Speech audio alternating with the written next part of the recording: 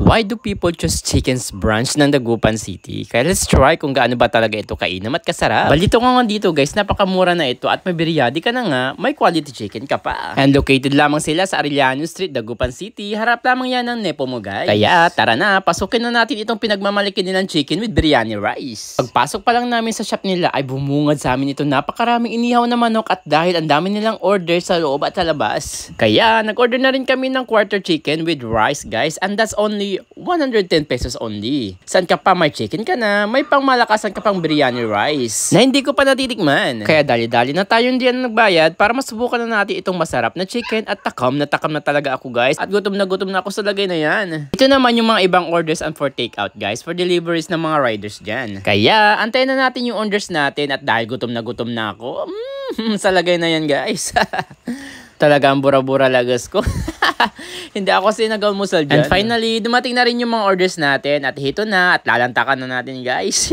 Yes! But before that, ayan, bubuksan na muna natin. Kaya kapag nagawi kayo dito sa Dagupan, must try to visit White Chicken. Bukod sa busog ka na, masarap pa, at pang budget meal pa. Napakamura pa guys, kaya tara na! And guys, and finally, dumating natin yung order natin. Ang biryani chicken. Ayan, tipan natin yung napakasarap na chicken biryani dito lang din sa Dagupan. Let's try yung pinagpapalit nila dito. Ang sarap na. Nakakapagod.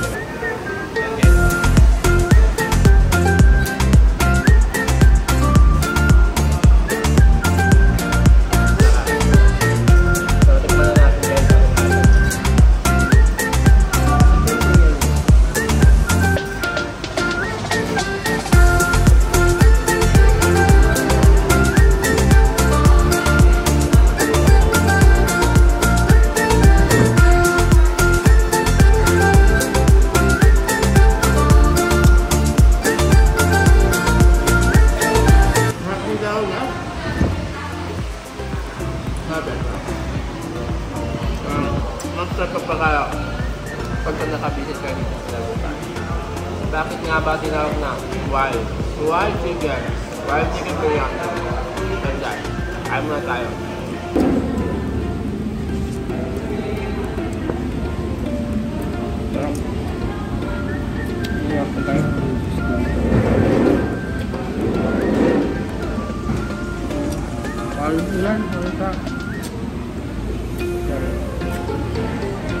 Pag nagawin kayo dito sa Dagupan, huwag nyo kalimutan naman dito sa White Chicken lang din sa Arellano guys. Sarap. Nagbe-blend yung